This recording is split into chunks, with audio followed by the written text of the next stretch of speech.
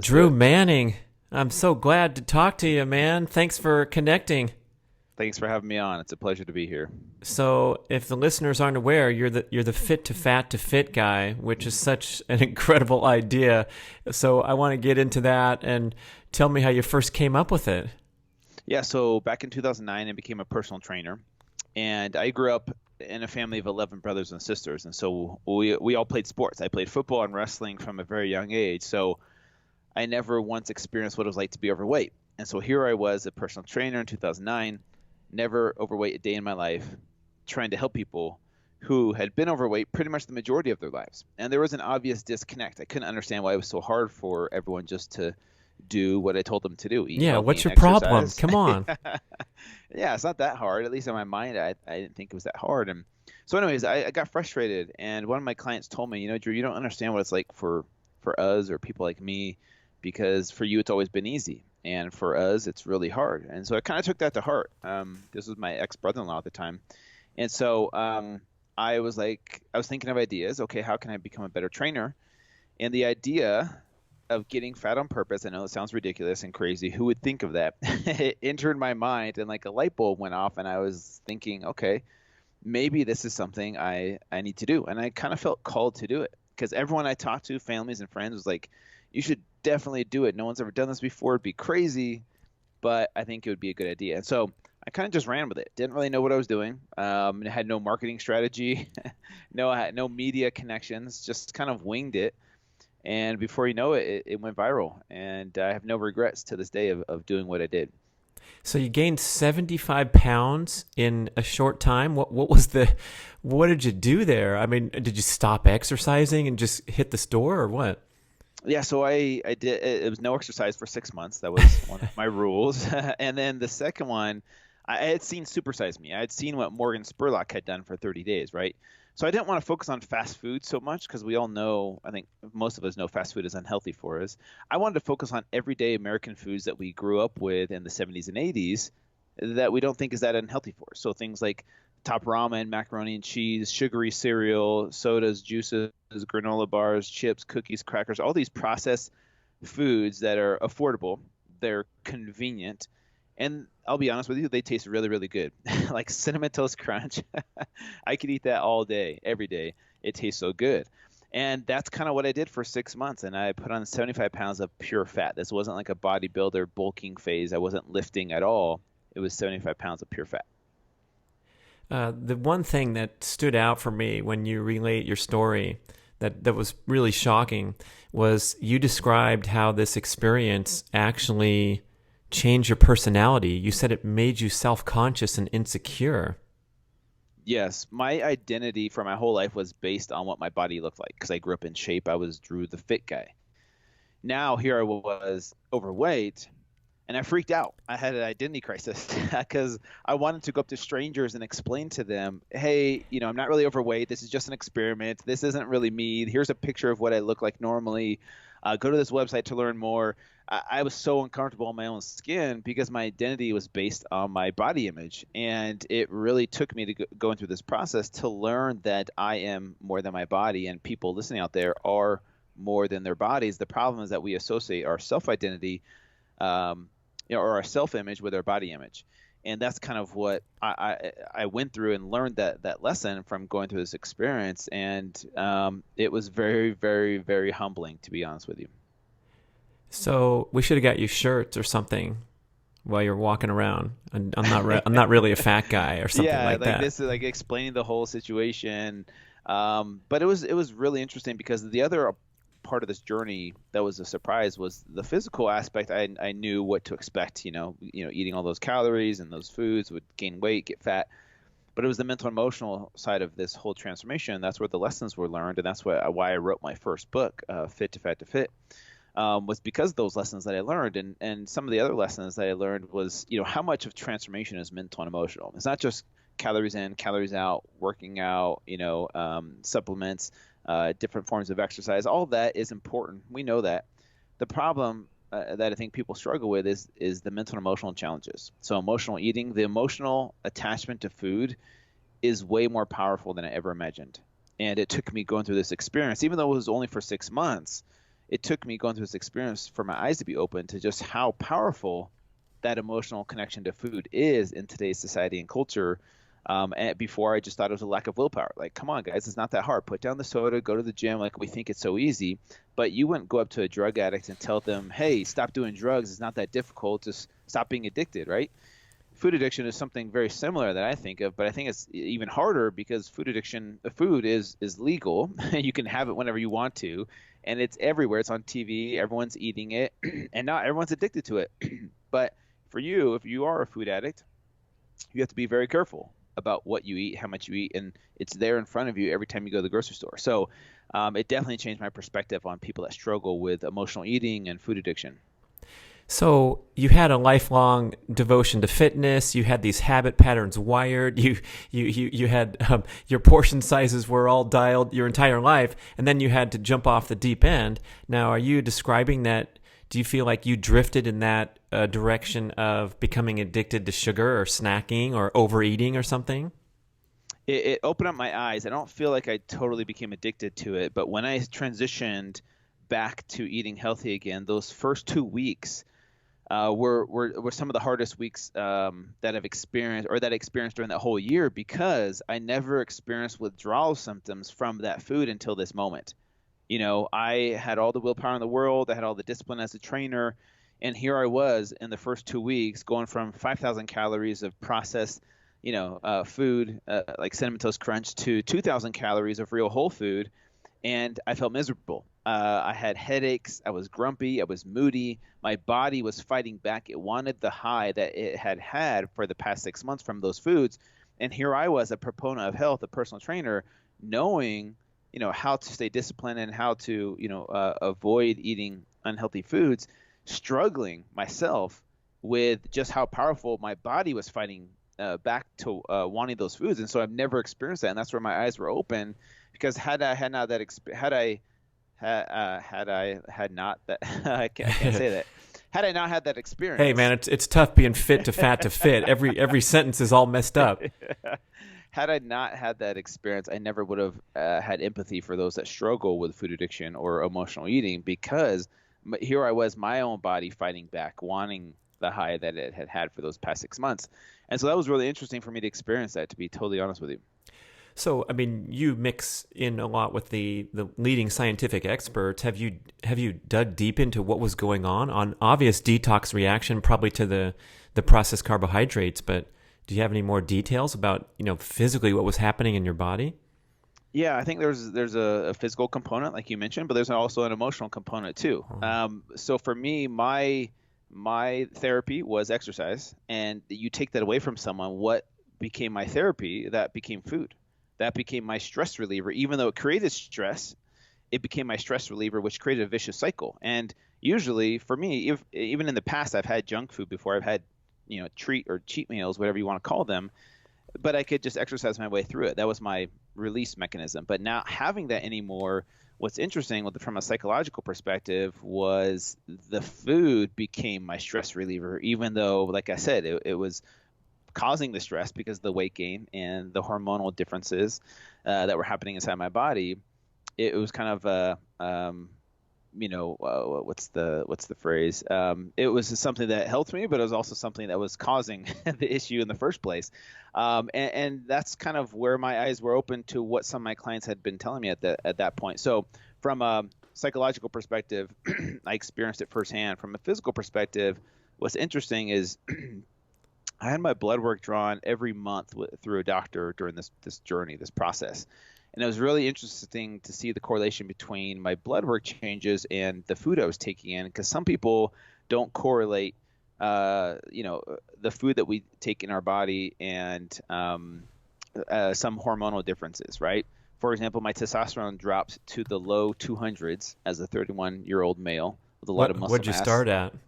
Unfortunately, I didn't get a baseline test, but I know for a fact it was higher just because my libido dropped, my sex drive dropped. I was married back then, and my poor ex-wife had to suffer through 6 months of this. But a lot of people don't realize the foods they eat, affect them at a cellular level and a hormonal level. And if your hormones are off, you're not the same person. You're not the same you if you have low testosterone as a male. And it was really interesting to see the correlation between the foods I was eating and how it affected me on a hormonal level. So it was, if I were to do it again today, I would definitely do a lot more experiments, blood work during the process to kind of assess, okay, these foods affect me, at the cellular level, and here's some data to show that. Oh, is it true there's a huge social media following that wants you to do it again? I'm just kidding, but yeah, I can't imagine you'd ever do that again. Yeah, I don't know. It's been interesting. I'm turning 40 this year, and I haven't. I've had thoughts about doing it again. I've had Whoa. nightmares about doing it again, but I don't know. Pulling the trigger on it would be really, really difficult for me. Just because here's the thing: I learned a lot of valuable lessons from doing what I did back in the day. Now, here's the thing that it kind of intrigues me is, back then keto fasting wasn't really popular. It was back in 2011. I did more of a paleo-ish approach to losing the weight. There's an intriguing part to, okay, what if I use more of a keto or intermittent fasting protocol? How would that change my results? How would that? But I don't know. I don't know if I could really do it just because people think it's easy to just eat that way and be sedentary. It's way harder than you could ever imagine. That's why when I did the TV show, we had 2 seasons of this TV show where we put other trainers through this process. Every single one of them was truly humbled. It was way harder than they ever thought it would be, and a lot of them wanted to quit because of how hard it became. And of course, their egos got in the way. They didn't want to lose their identity by changing their body for 4 months and getting fat. So it was a very humbling process for, not just me, but a lot of other people. So I guess developing that extreme empathy for, the measuring, judging forces of society when you're walking down the street, or did you detect that you were treated differently in certain environments and so forth when your appearance changed? That's a really good question. I've been asked that quite a few times, and I feel like in our society, men are judged less for being husky or a bit overweight. Versus if I were a woman, I feel like I would have been treated differently. So no one was ever mean to me. No one said anything rude to me, but a lot of it was inside my head. I felt judged by the way that people looked at me. Whether they were judging me or not, I don't really know. I Or remember didn't look at you, I guess. yeah, or just looked away from Unlike me. the other Drew Manning, he's turning heads when he walks in the gym. Now Yeah. everyone's like, "Oh, that guy's here." They don't care. I remember one instance in particular. I was at the grocery store, and there was these 3 attractive women in line behind me, and I was super self-conscious because my shopping cart was full of all the junk food, soda and cookies and pizzas and things like that. And I wanted to say to them, like, "Hey, ladies, I'm normally not this way. I'm normally fit, and I don't eat this way, but it's just an experiment." But I didn't say anything. I kind of let the whatever, if it was judgment or not, sit in and just be silent. And it was in that moment, actually, that I thought to myself, man, my clients, this is a small degree of what they experience on a daily basis. People looking at them, looking at their food. Maybe they're judging them, maybe they're not, but they have to deal with that every single day. And here I was doing this on purpose as an experiment, and felt the eyes of other people looking at me, looking at my food. And it was really humbling, to be honest with you. So that's why I say I have no regrets doing it, because empathy is something this world needs more of, and we definitely need more empathy in the fitness industry. And that's what I'm trying to bring through this fit to fat to fit movement, if you will, to the fitness industry. Maybe if we start with empathy first, people will feel more understood. And I feel like no one cares how much you know as a trainer, a coach, an influencer, whatever. No one cares how much you know until they know how much you care first. And so I feel like if we can come from that angle, I feel like people will be more willing to listen to the experts, the influencers, the coaches, the trainers out there who are trying to make a difference in this industry. But I feel like there's a lot of judgment and misunderstanding on both sides, and I think empathy is something that can bridge that gap. Oh, that's great, Drew. It reminds me of Gary Taub's work with his book "Why We Get Fat: Good Calories, Bad Calories," and talking about the gluttony and sloth are not the causes of obesity; they're the symptoms. In other words, Yeah. it's not being lazy and undisciplined with your eating habits, or being too lazy to work out. It's that the hormonal imbalances, the metabolic dysfunction, leaves the individual hungry for more calories but unable to burn stored energy. And so, I guess maybe you experienced that that fork in the road where you got locked into fat storage, fatigue mode. You weren't even trying to exercise. Was that tough to kind of hold back? Did you like fake it and carry all the groceries in at one trip so you could get a little bit of muscle stimulation, or how did that go? That's No, two I questions wrapped was up into one. Sorry, man. no, I was fully committed to this process. So moving as least as possible. And now I did have kids. My oldest was 2-year old and I had a newborn. So obviously there were some things I had to do, but I was totally bought in on not exercising, not cheating. I would totally let myself go. If you look at my old YouTube videos and blog posts, you can kind of see that it really consumed me, which left me in this interesting place, this vicious cycle, like you said, creating my own vicious cycle of eating these foods, and that became my vice, but it also became my stress reliever, And I think at the end of my journey, before I started losing the weight, it clicked for me. I see why people get stuck here. I can totally see how comfortable they feel in this place where the idea of change, of losing weight and getting fit and going to the gym and feeling hungry all the time and sore muscles, I see why people get stuck in the comfortableness of this sedentary lifestyle. Even though they want to change, their desire to change is there. The feeling that they have of the safety net of where they are, they know what to expect. Like, yes, they feel bad sometimes from heartburn or breathing heavy walking up the stairs, or chafing becomes an issue. That discomfort becomes more comfortable than the idea of sweating, starving yourself, feeling sore all the time. And I understand better why people get stuck in that position of trying to change and willpower their way through change. And it's something that you put a lot of effort into for minimal results, and then you just kind of go back to your old ways, and we just repeat that habit over and over again, because this is the problem. Our perception of health and fitness in the industry we've created is based off of weight loss, and that's the only form of measurement that you're successful.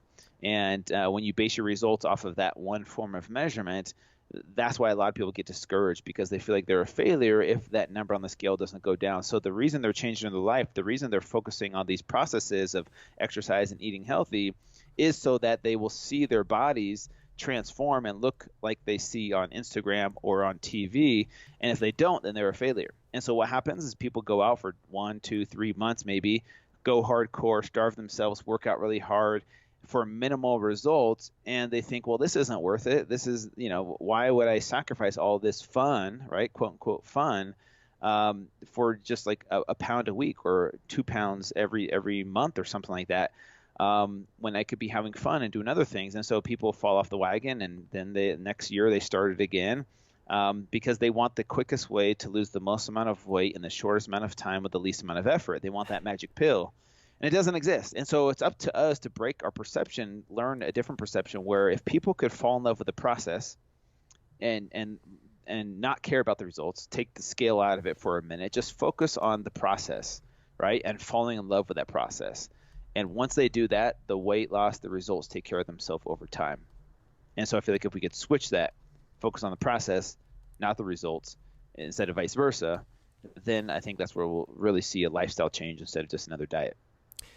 It seems like we got to get the process right as well. And what I see is a widespread overtraining, exhaustive patterns in the fitness scene, whether you're hiring a trainer and getting busted up one-on-one, or you're going to the group energy, the classes with the loud music, pushing too hard, or joining up with a charity operation where they're holding workouts and you go do a distant marathon run or a triathlon or something. And it seems like everything is calibrated towards short term, rather than falling in love with the process and saying, what pace feels comfortable to you as we walk up this hill? Do you want to go slower and enjoy the birds singing? Yeah, that's a good point. And I think it's very individualized, right? Everyone has their own process that can work for them, whether that is, let's say you do keto or fasting or paleo or vegan, whatever. Like, there's different processes, and there's different seasons for different processes. Maybe one season you want to do a Spartan race. The next season, maybe you want to do that CrossFit class that you've been thinking about, or maybe you just want to do yoga or walking. There's different seasons for different processes. The goal or the key is to discover, right, experiment, and find what works best for you. Like right now, I'm training for a 100-mile run, which I never would have imagined I could do because I've never even ran a marathon or even a half marathon. And here I am training to run 100 miles. So it's taking a lot of my time. I'm forcing myself to do this because I've put it out there on social media. I told people I'm going to do it, so I have to show up and do it. That forces someone like me who could fall in love with the process pretty easy of staying in shape, but I still need goals and ways to push myself because otherwise I just get bored of doing bicep curls and bench press and squats all day long. I got to mix it up and find something that pushes me outside of my comfort zone. So that's the goal. That's the key for people listening out there is to get outside your comfort zone, whatever that process might look like.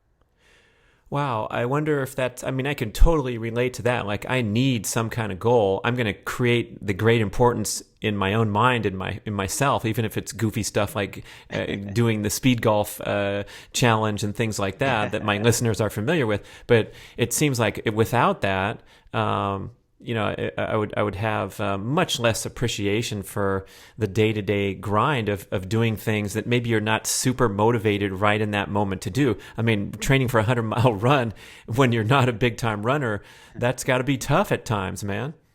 Yeah, it's way tough, and but it's really interesting because I think we all grow up with self-limiting beliefs of things we think, oh, I can't do that. That's not for me. That's for those types of people. I'm not an athlete.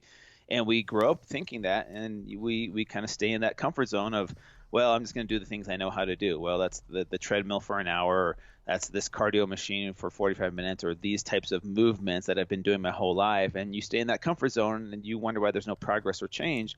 Even if it's something small, like take a cold shower, for 30 seconds or 60 seconds, that'll get you out of your comfort zone. Or maybe start making your bed if you've never made your bed, on a daily basis, or maybe instead of, sitting down, looking at your phone in the morning, maybe go for a walk while you drink your coffee, something different. There's a good book I love called Willpower Doesn't Work by Benjamin Hardy. And in the book, he talks a lot about how we all try and willpower our way to a new lifestyle and new us. And it doesn't really work because a small percentage of the population can actually have that discipline to do that. And so what he recommends is changing your environment. And what happens is humans are amazing adaptable machines. We adapt to our environment. So if you can change your environment, you're going to adapt to that new environment. And that's where you start to see change. Instead of willpowering your way through an old environment that you know how to navigate through, changing up your environment completely, that will force you to adapt to that new environment, whether that's taking a cold shower or whether that's going outside first thing in the morning. It's something that's different that your body and mind will have to adapt to, and eventually it'll follow suit. So it's a good argument for not trying to willpower your way and be disciplined, but finding new ways to change up your environment and then adapt to that new environment. So you're saying Hardy mentions that only a sliver of the population can do that bullheaded approach where you just do it like the slogan, and then the rest of us need to create like winning circumstances? Yeah, that's kind of his argument. And from my own experience, I see that. There's a few people in this world, like I know I have the discipline to train for a 100-mile race, because because he's never done one before. He doesn't know what he's in for. Yeah, exactly. So, but I think the majority of people out there struggle with willpower. Otherwise, they would be able to just turn this light switch on and do a diet and exercise every day consistently. I think a lot of people struggle with that, the majority of people. And so finding new ways to change your environment and adapting to that new environment, I think, is a new strategy, or not a new strategy, but a different strategy, a different way of looking at the same situation from a different perspective. And then that's kind of a way to make progress, a way to make change that's not the normal way that you've been used to, like starving yourself and willpowering your way to change.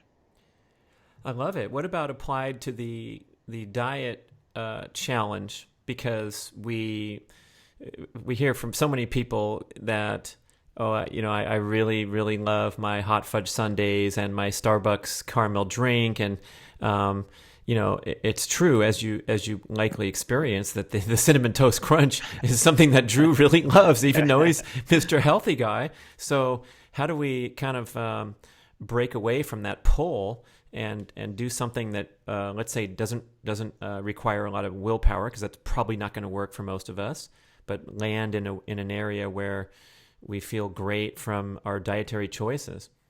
Yeah, the first thing is to change up your environment in your house. So what I mean by that Mm. is to get rid of that food. If that food is in your cupboard and you think you have the willpower to abstain from that food, I promise you, you're gonna have a stressful moment one of these days where you're like, you know what, screw it. My kids are driving me crazy and stressed out at work.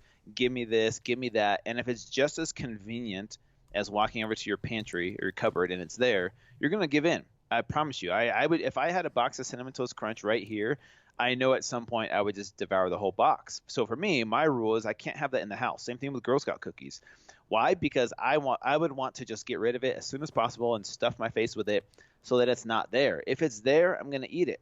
So most people out there aren't going to go out of their way, at 7 p.m. because they're having a craving and drive to the grocery store, pick up the Cinnamon Toast Crunch, pick up the milk, come back home, put it in a bowl, and eat it because that's too inconvenient.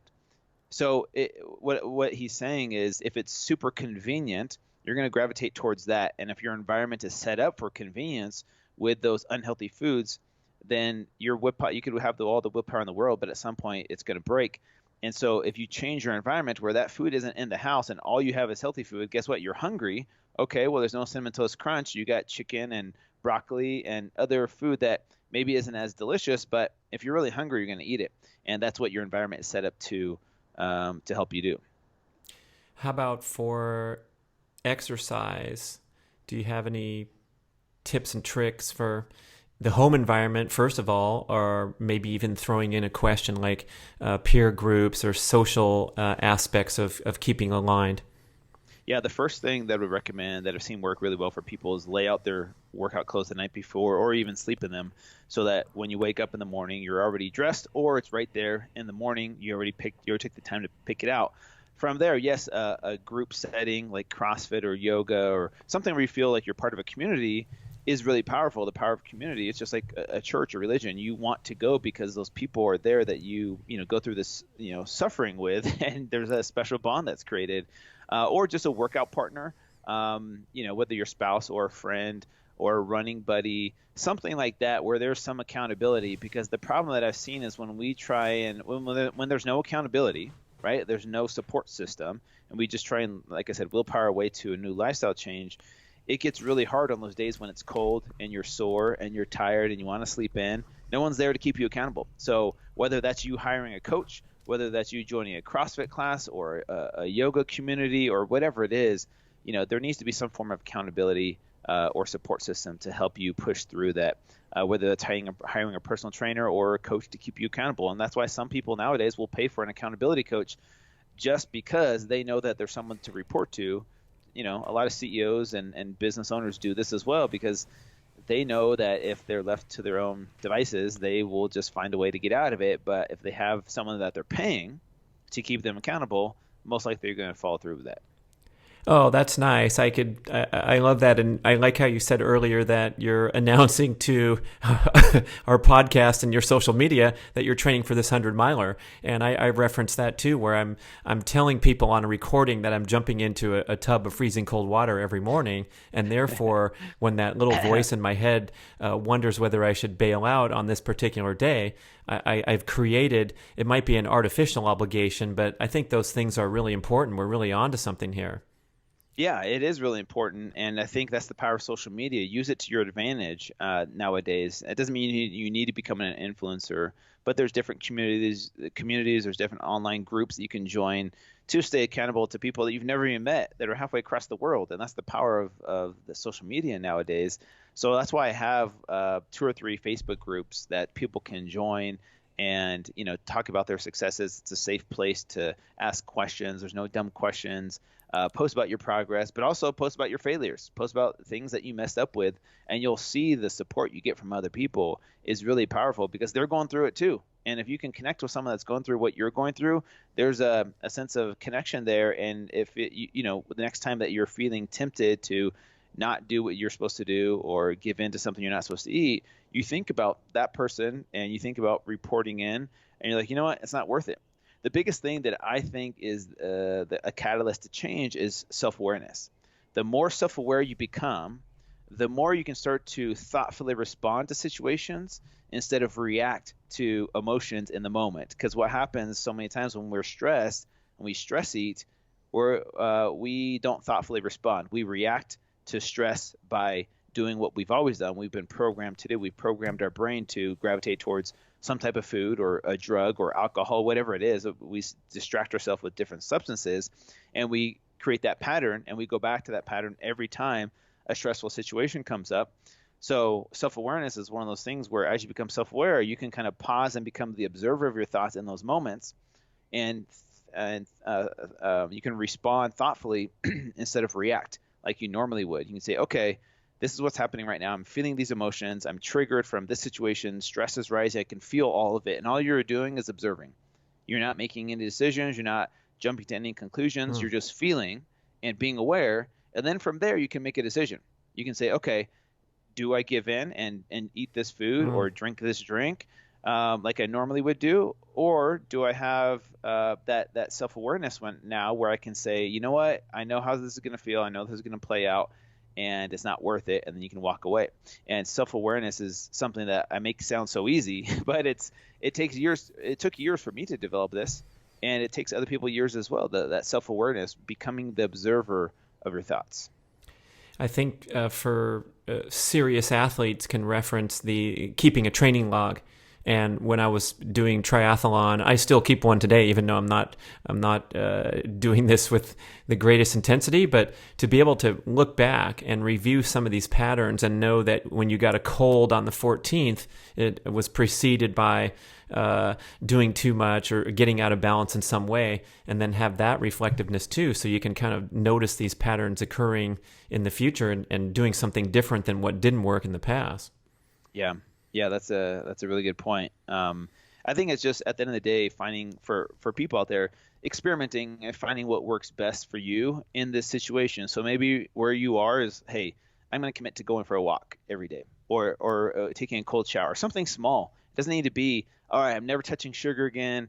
I'm going to fast for 7 days and work out 3 hours a day. It doesn't need to be extreme like that. It can be just simple, small changes over time, and then discover what process you enjoy at this time. Maybe it's biking, maybe it's swimming, maybe it's Pilates, and then maybe, fasting or keto or vegan, whatever it is, like just try something different that your body's going to have to adapt to.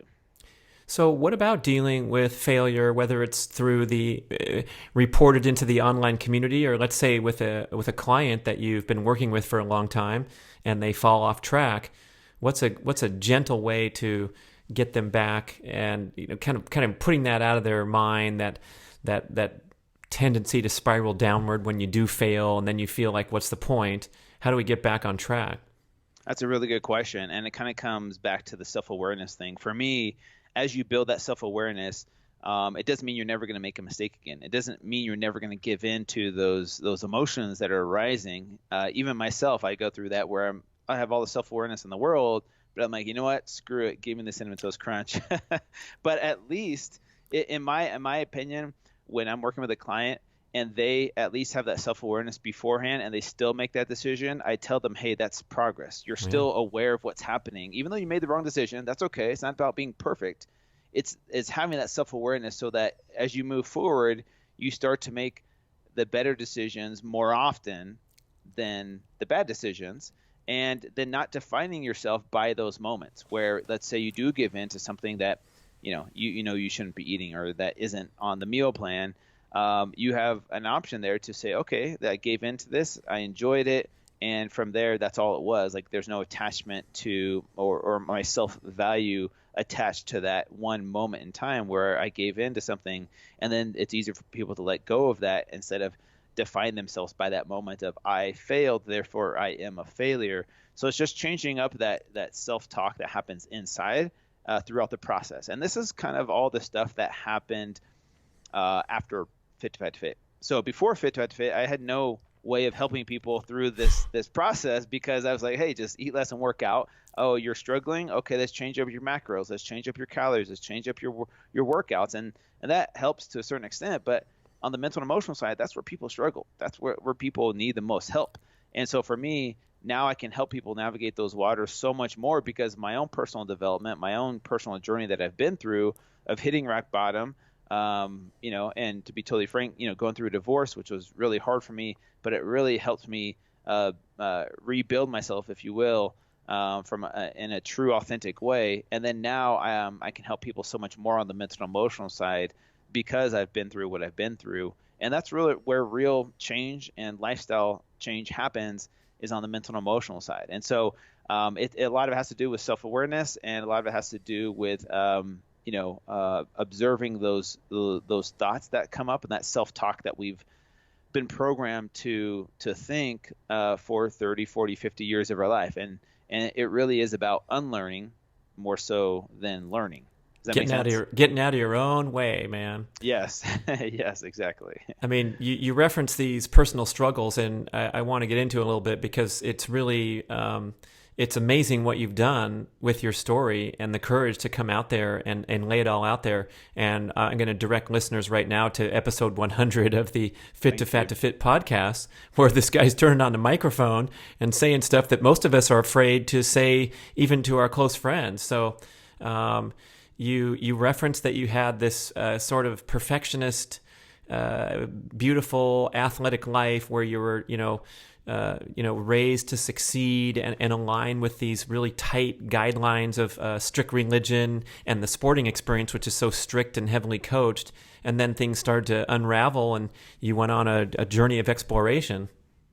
Yeah, so just to summarize what happened in episode 100, and thank you for pointing that out. If you want a full download of it, just go to episode 100. But to summarize, yes, that was my perception of the culture I grew up in, whether it was sports, whether it was family culture, and the religious culture I grew up in was that I had to be perfect. And if I wasn't, there was some type of punishment. If I missed a tackle in practice, 10 push-ups, or if I sinned at church, there was a punishment. I had to go confess, and there was a type of punishment that came with that. And so from a very young age, I developed this kind of self-preservation mechanism to just instead go through that to lie about it or pretend it didn't happen. And what I would do is, I would just suppress it, like I was taught to do from our culture as men. We don't talk about our feelings or emotions. So if I messed up or if I had weaknesses, instead of telling people about it, I would just hide it and pretend that it didn't exist. So on the outside, I looked good, I looked happy, I looked perfect. But on the inside, I really hated myself because I knew that I had these weaknesses. And so I kind of went through life through that pattern and, hid a lot of sins, if you will, or weaknesses from the closest people to me, my family, my wife at the time. I hid it from her, my pornography addiction. I eventually had an affair, which I hid from her. And all these things that stemmed from living a life of self-hate. And when you tend to grow up seeing yourself as a failure, and you have that self-hate, even though no one else knows about it, you tend to self-sabotage more. You tend to do failure-like things in those moments because that inner self-talk is always there saying, you're a failure, you deserve to suffer, and so therefore you're going to do these self-sabotaging things in your life because that's what you deserve. And it's so interesting now talking about this openly because 10 years ago, you would have never been able to get any of this out of me. I would have denied it and pretended like it didn't exist. But here I am, openly talking about it, owning my story. I have nothing to hide. I have no guilt and shame about my past anymore because I don't define myself by my past. For me, it's about what I learned from it and how I grew from it. And now I feel like it's my mission to pay it forward and give other people permission to embrace vulnerability as a strength and own their story, because I promise you, life, even though it's scary as hell to go through, to own your story, it's so worth it because you can finally show up as the best version of yourself, as your true authentic self. And you, your family, your kids deserve that version of yourself. They really do. And it's up to you to go through that hard work to break that cycle, to embrace vulnerability and own your story, because I feel like if you don't, then you're just wearing a mask and you're living inauthentically. And I promise you, I've done that for 30 plus years of my life, and it's very soul sucking to live your life that way. And so it took me hitting rock bottom to eventually learn this. And I'm not saying this happened overnight. This happened years of working with a life coach and reading books and um, changing my perspective, my situation to where I can now openly talk about it. But how this all ties into, this whole topic that we're talking about of transformation is, we think transformation on the physical side is just about calories and macros and diet and exercise. When in reality, a lot of it stems from emotional challenges or trauma from, patterns that we developed as kids. And that's why it's not as simple as just giving someone a pill and putting them on a diet and having them exercise, because even if they get the body they want, there's still a lack of fulfillment in who they really are. And until you can overcome these mental and emotional challenges and release that, no matter how ripped or perfect your body is, that's not going to suffice or make up for the fact that you're still struggling inside emotionally. I know a lot of people that go on stage that are bodybuilders, that are physique competitors, and they look great on the outside, but they still have this sense of they're not good enough. They still have this sense of they're still ugly or they're still fat, which to the outside person seems crazy. Like, what are you talking about? But that's why transformation for every single person is so much more mental and emotional. And it's about them overcoming those emotional challenges so that they can be more fulfilled. Because it's similar to people chasing after the myth of more money equals more happiness. Like, if I just get rich, all my problems will go away and I'll be happy for the rest of my life. And if that were true, then all the rich people would be the happiest people in the world. And we know for a fact that's not true. And similar with body transformation, we think, oh, once I get this body, then people will like me. Then I'll like myself. And then all my problems will go away. But in reality, that's not the case. And that's so kind of ties back into what I was saying before about falling in love with the process and not so much the results.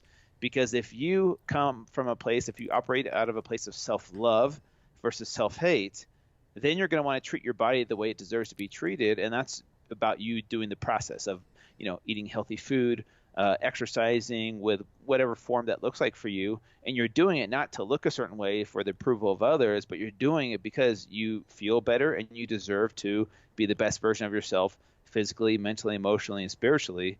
And so that's why for me, physical transformation is one pillar of complete transformation. And that's why I'm a big fan of complete transformation, which ties into my second book, Complete Keto, which is a ketogenic approach, but with all the tools and help on the mental and emotional side so that it's more about a complete transformation instead of just physical transformation.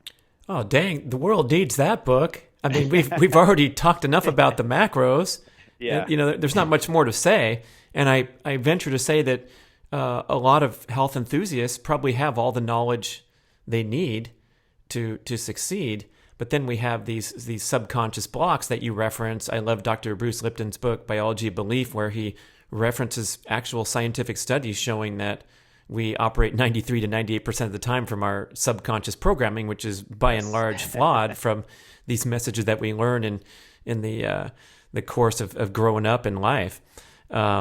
So I'm looking at our audience meter right now, Drew, and it says 99.7 people, but 99.7% of the people, the message is resonating with them. In other words, I think almost everyone is stuck in some way with whatever it is, a secret or a nagging, a negative thought, the ruminations that are known to destroy health. So what would be kind of a way to take a baby step after listening to the recording toward, that healing and that vulnerability of getting into some stuff that's not so fun to get into and we like to ignore every day? Yeah, for me, what I'll tell you personally what worked for me, and it's a list of a few things, but I'll kind of summarize them really quickly. And I go into more detail in my book, Complete Keto. But the first thing that I did that worked for me was learning how to meditate. Meditation is one of those things we didn't grow up doing in the Western world, and so I thought was very taboo, especially coming from a strict religion where prayer was the only thing you needed. Learning how to meditate, it helped to build that self-awareness. It helped me become the observer of my thoughts. So a lot of people think meditating is sitting there thinking about nothing and being still, when in reality it's completely different than that. It's about sitting there and letting your thoughts do whatever they want to run, but you're just sitting back and watching those thoughts come and go like clouds in the sky. And when you become the observer of your thoughts, that's where things start to change, where you're more present in the moment and you can thoughtfully respond to the situations around you. So the first thing I would say is meditation, and I would recommend, where I started was these free apps or YouTube with guided meditations, because I didn't know what to think or do or not do, or how to breathe or whatever, until I learned, from these guided meditations of someone, smarter than me teaching me how to get through these next 10 minutes. So that's a good place to start. From there, positive affirmations. And I know that sounds silly because I think of the old Saturday Night Live skit with Stuart Smalley saying I'm good enough, I'm smart enough, and doggone it, people like me. And, being like a total joke is super corny. But I promise you there's power in saying positive words about yourself to yourself. Even if you don't believe it at first, that's totally fine. I give people a challenge for 30 days in my book to try for 30 days, say 3 to 5 things about yourself, nice things about yourself, out loud in front of a mirror, and it's powerful how much it can change you at the cellular level. And then the third thing is a gratitude journal. If you can find ways to be grateful now and be more fulfilled with where you're at now, then I promise you, once you get to where you want to be by setting those goals and getting to those goals, you'll be so much more fulfilled versus getting into a goal and saying, well, that didn't make me happy. Maybe if I get more money or if I have a better body, then that will make me happy. But if you learn to be grateful and fulfilled now while you're working on a better version of yourself, then it doesn't matter what results come. Progress will happen no matter what. And it just allows you to be grateful in the moment for what you have while you continue to work on a better version of yourself. And so those 3 things were big catalysts for change for me, in changing my perception of my situation and changing my perception of the past issues, emotional traumas that I've had, and letting those go so that I could be free of them moving forward. So are you perfect now, Drew, or do you still have some challenges? No, I don't make any mistakes anymore. I never. No, I'm totally joking. That's the thing, is that no, I still have my issues that I struggle with as far as things that I want to control. I want to be more in control of reactionary moments. Like for me, I have 2 young daughters, and as a dad, I wish sometimes I wouldn't snap and yell sometimes. And there's things that I still need to work on, for sure. Even though I meditate all the time, I still react. And so the thing with that you're, I think, getting to is, I do these things, they help, but they definitely don't make me perfect, because if life has no challenges, life will be boring. Yeah, I was getting to it. I was getting to something, man. But I love that simple. The list is only 3 things long. We can memorize it and put it into action, because when we do struggle, if you have something to go back to and start from, such as the idea of gratitude that whatever's going on, it could be worse, right? If you're listening to the podcast, things could be worse. Whatever's cooking for you, man, I promise things could be worse. So I really like that as a sort of a foundation. And how does that go, practically speaking, into your day? Do you start with a meditation and a journaling, or what do you think?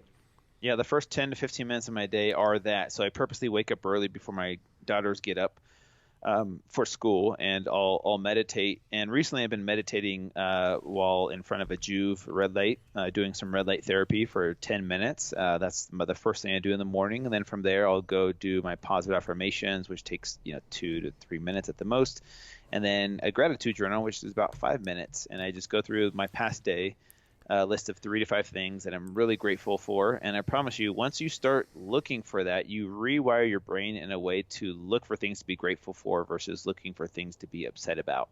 And so it forces me, every single day. Sometimes it's as simple as, man, I'm really grateful for that coffee I had yesterday. Or, yesterday I'm really grateful for seeing my daughters laugh. Like seeing my daughters laugh, like a belly laugh, like so hard, makes me so joyous and so happy to be a dad, to see them enjoying life so much. And it's the silliest things that they do, but just thinking about things I'm grateful for, that popped up. I'm like, yeah, I'm really grateful for those moments, watching them just laugh so hard, and it's really cool to watch. And so you rewire your brain to look for things to be grateful for, and then throughout the day, when things are going rough sometimes and stressful, you can tap into that part of your brain and be like, you know what? Okay, what happened that was good today? Or what How can this be seen in a different light for something positive to come out of it? And there always is. There always is positive things to be, like shoot, what's his name from the concentration camp that wrote that book? Viktor Frankl. Yes, Viktor Frankl, who talked about no matter what, no matter what kind of torture he went through, they can never force him to change his perception of the way he saw life. That anecdote about being grateful for your daughter's laughing is pretty profound, because we're in this age of helicopter parenting and high pressure youth experiences, and there's research showing that the kids are more appreciative of those simple moments that don't cost anything than all this material comforts and advantages that the parents are busting their butts to provide, thinking that kids need that for a baseline. So it's a really good checkpoint, and it's easy to forget when we get caught up in rat race mentality. And also your comment about rewiring your brain. People, that's not just Drew saying this. This is validated by research. Dr. Robert Emmons, UC Davis, leading researcher in gratitude, you actually do rewire your brain. You become a more positive, appreciative person. So what did you say it was, 5 minutes, Drew? I'm not sure if I can budget that time. It was 15 minutes for the meditation? Yeah, 15 minutes total, 10 to 20 minutes max. Wake up a little bit earlier. Like I'm saying, change your environment a little bit, set your alarm earlier than you normally do, and maybe go to bed a little bit earlier, sacrifice a little bit of Netflix time.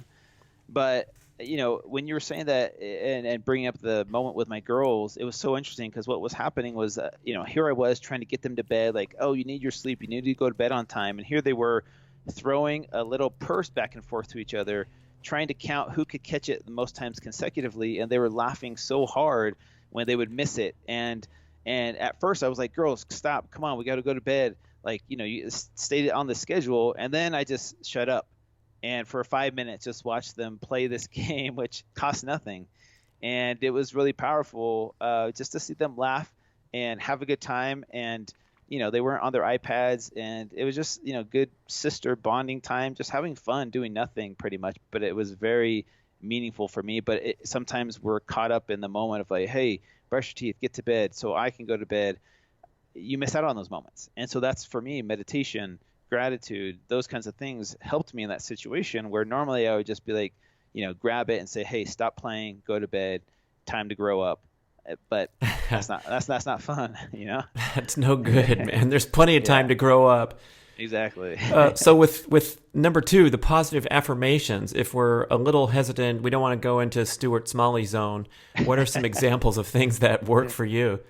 Yeah, I listed a whole bunch in my book, and it really depends on the person's comfortability. Like for me, I grew up in an environment where I was never told, other than from my mom, but my dad never said the words, I love you, I'm proud of you, you're worthy.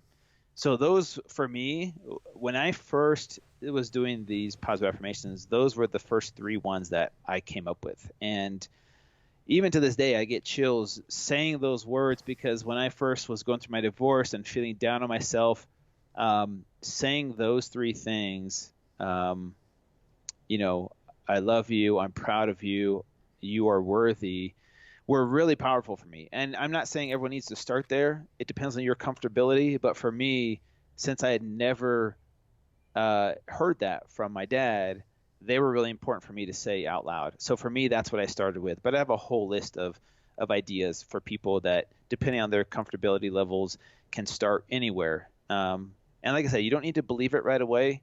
That's not what it's about. It's about saying those positive words out loud to yourself, to your body. And eventually, I promise you, if you start to live this way, you will start to believe it, and then it will become a part of you. And so for me, that's kind of what I recommend. Well, that's also scientifically validated to be true, that the more times you hear something, they said this, I was listening to a political commentary recently where they said if you state a lie enough times, it starts to take on an aura of truth to the listener. So the opposite is also true, where believe it or not, but those, I guess, Stuart Smalley he was onto something, even though we're He's a laughing at him. pioneer. He's Yeah. right there, yeah. So, Drew, you still have your big influence in the fitness industry, and we know how sort of backwards it is, or narrow-minded. But I'm wondering if you see any glimmers of hope with sort of a transformation to embrace that bigger picture, come from that perspective of empathy rather than badass with the shaking finger and the admonitions. Yeah, I do think there's a movement of mindfulness and intermingling that with fitness nowadays. I think it's more accepted, the term meditation, positive affirmations, gratitude lists, and you see other people, like me, that have muscles and six-pack abs talking about meditation and positive affirmations and gratitude lists and things like that, where it's becoming more normalized. And I think Tim Ferriss has been a big proponent of that, a big person of influence that is moving the needle. Same thing with Joe Rogan, who's your guy's guy that does UFC, and he's talking about meditation and mindfulness as well, and yoga. Versus in the past, we never would have thought someone like him would talk about that. And so it's becoming more normalized, and as it becomes more normalized, people are more open to it. I know for me, it took me listening to people like Tom Ferriss talking about the benefits of meditation from a scientific perspective, where I was more open to it. I was like, okay, there's a spiritual aspect to it, but there's also a scientific aspect to it. And you mentioned all this research that's been done on these things. I'm not just making it up. I think people are more open to it, and I feel like it's starting to make its way into the fitness industry, which is so focused on outward appearance, because you see a lot of people that are, Insta famous, but I know some of them personally. They're very unfulfilled, even though they have a lot of attention, a lot of money. It's not about that. It's about their levels of fulfillment, and I feel like people are searching for that. Okay, well, I have the money, the look, but why am I not fulfilled? And people are searching for different ways to become more mindful and more aware. And meditation is one of those things that's becoming more and more popular. And so I definitely see a glimmer of hope in the fitness industry, because people are more open to, if they're more open to into mindfulness, then they're definitely be more open into an empathetic approach to helping people with transformation, instead of just trying to make it sound so simple, like stop eating so much and go exercise. Because if they've had a profound experience with meditation, then they'll probably talk about it to their audience, and then it kind of trickles down to those who are struggling with transformation, and maybe they haven't tried mindfulness before, and then they start with that, and then the diet and exercise starts to click for them later on. Very nicely said, Drew. I love what you're doing, man. You're making Thank a big you. impact on moving the conversation forward, broadening the perspective. And I really appreciate you taking the time to share your story and your great insights. How can people connect with you and go deep, like Drew style? Yeah. Well, thank you. I try and make it super simple. It's just fit, number two, fat, number two, fit. That's all my social media handles. That's my website. It's my podcast. It's my first book. Just put that in Google and you'll find everything you need. Very simple. Drew Manning, thank you so much. Keep doing what you're doing. Thanks, Yes, listeners. sir. Dun, dun, dun, dun, dun, dun.